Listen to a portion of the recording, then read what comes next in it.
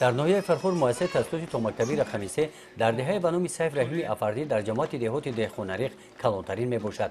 این باغچه بچگانه 3 سال پیش گشوده شده 60 نفر کودکان را در 2 بست با تعلیم و تربیت فرا میگیرد.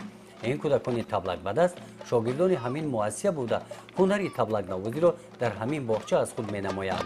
زیاده از 3 سال شده است که در این باغچه رسول وطن کار میکنم. نوازندگان از 10 نفر عبارتند. آنها تا این روز 3 اصول نوازندگی را مشق کرده‌اند. بخشیده به روز 1 ایون نمایندگان همه مؤسسه‌های تاسیسات تومکتبی ناحیه فرخور بخشیده به جشن روز بین المللی محافظت کودکان در مؤسسه تاسیسات تومکتبی رقم 3 جمع آمدند.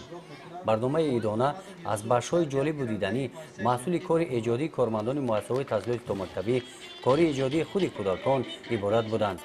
در مؤسسه‌های تاسیسات تومکتبی کودکان در روحیه وطنپرستی تربیت می‌یابند.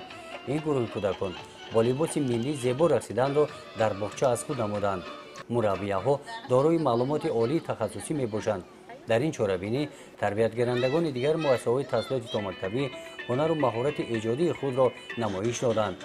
چاره‌بینی بخشیده به روز بین المللی کودکان با ابتکار شعبه معارف و علم ناحیه گذرانده شده در جنبست برای اشتراک فعالانه کودکان با تحفه‌های خاطروی قدر کرده شدند. ما در عرفه جشنگیری روز کودکان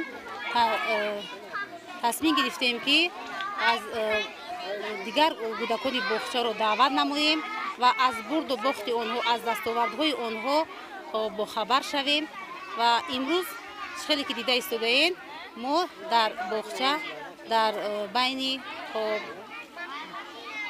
دیگر باغچه ها با دستاوردهای یکدیگر از نزدیک شناس شدیم. با کودکان از ایجادات کودکان از شعرخوانی و سرودخوانی آنها از رسمکشی آنها از نزدیک شناختیم. یادآور باید شد که در ناحیه فرخور تمام 4 سال اخیر زیاده از 10 مؤسسه تاسیسات تومکتبی گشوده شده عین زمان همه آنها فعالیت می‌نمایند. گزارش خواجه نظری خدای نظر ظهورов از ناحیه فرخور برای برنامه اطلاعاتی نوید.